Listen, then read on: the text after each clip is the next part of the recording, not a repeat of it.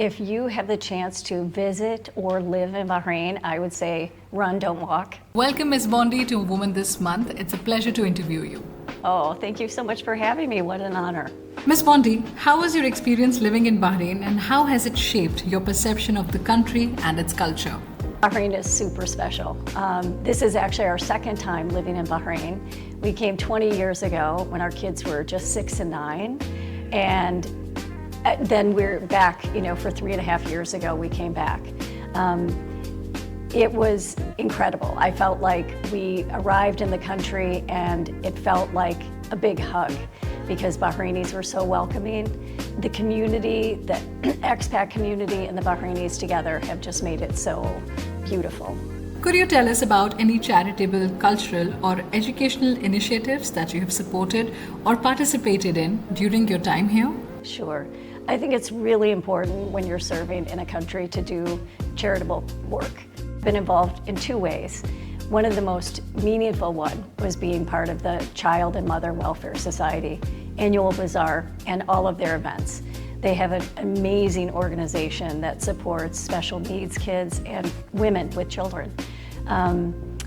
We, throughout our time, had an American booth that was organized from not only donations from the American business community, which was delightful, but also just artisans, women, American women who have beautiful crafts that they would make things and donate it to our baskets.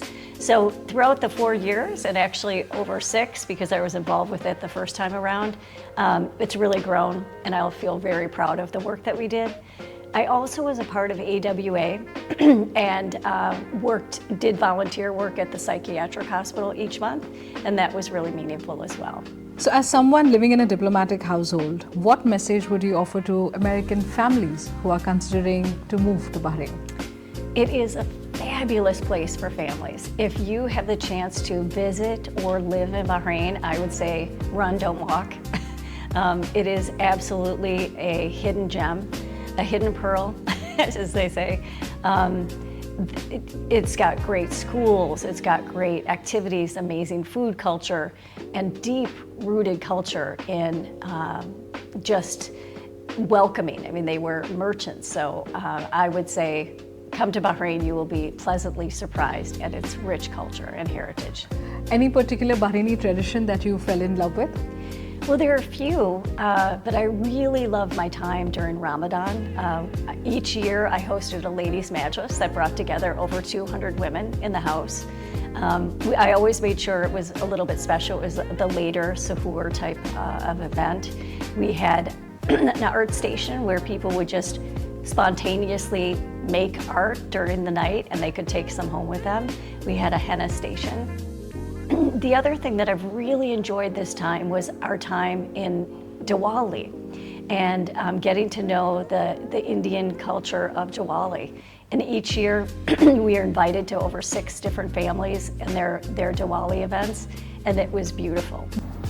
One piece of advice that you would like to pass on? I would say one of the most important attributes as either a traveler or a diplomat is to stay curious. Be curious about what you're learning, ask questions, and be open.